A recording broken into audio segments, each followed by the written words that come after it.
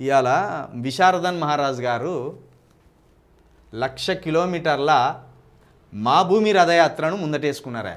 TBC SC ST Jack ధర్మ Samaj party DSP పార్టీది.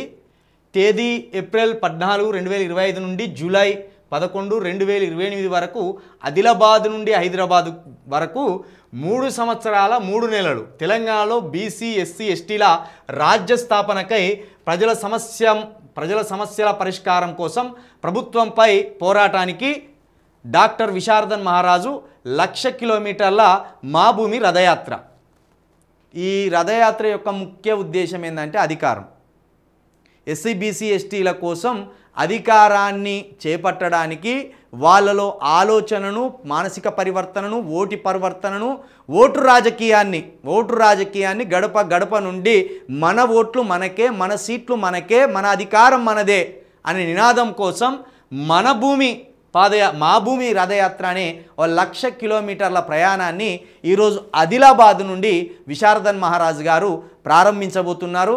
విశారదన్ మహారాజ్ గారికి మన ఛానల్ తరపున అదేవిధంగా నా తరపున సంపూర్ణ మద్దతు తెలియజేస్తాం.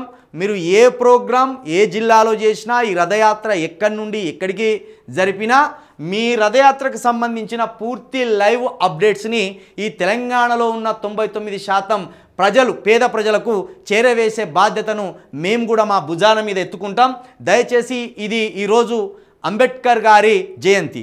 ఈ జయంతి శుభ సందర్భాన ఈ ఎస్సీ బీసీ ఎస్టీల అధికారం కోసం ఒక్కడై కదులుతున్న ఆ డాక్టర్ విశారదన్ మహారాజ్ గారిని ఈ అధికారం అందుకోవడానికి, ఈ అధికారాన్ని సాధించడానికి 99% ఉన్న మనం మానసిక పరివర్తన చెందితే తప్పించి ఇలాంటి వాళ్ళను మనము ఓట్లేసి అధికారంలో కూర్చోబెట్టలేం. కాబట్టి లోపం మన దగ్గర ఉన్నది.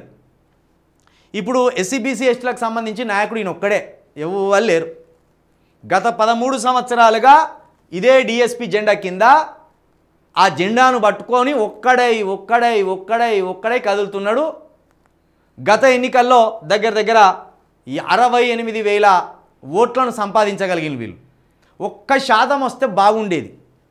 1% వస్తే చాలా అద్భుతంగా ఉండేది. అద్భుతమైన మార్పులు వచ్చాయి తెలంగాణలో.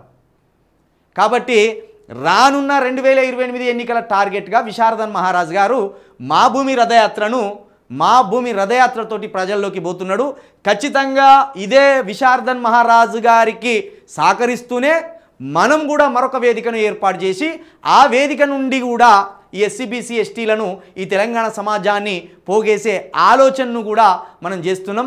కాబట్టి మనకు అధికారం రావాలంటే ముందు పేద ప్రజలను నమ్మించగలగాలి, పేద ప్రజల్లో విశ్వాసాన్ని మన పట్ల కలిగించగలగాలి, మన నాయకత్వం పట్ల వాళ్ళకు నమ్మకాన్ని కలగజేయాలి. కాబట్టి విశారదన్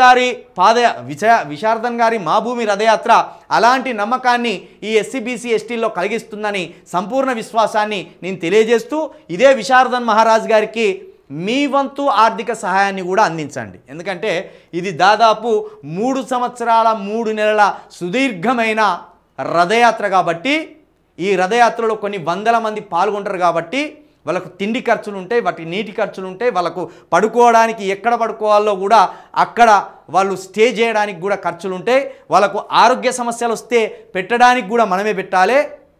కాబట్టి దయచేసి తెలంగాణ వ్యాప్తంగా ఉన్న ఎస్సీ బీసీ ఎస్టీలు మీరు ఆ దొర దగ్గరికో ఈ రెడ్డి దగ్గరికో పోయి కాళ్ళు పట్టుకొని 5 కోట్లు ఇచ్చి టికెట్ ఇవ్వమనే బదులు ఆ 5 కోట్లు తీసుకొచ్చి ఇలాంటి వాళ్ళ కాళ్ళ దగ్గర పోస్తే ఆ కుర్చీని తీసుకొచ్చి మీ కాళ్ళ దగ్గర పెడతారు.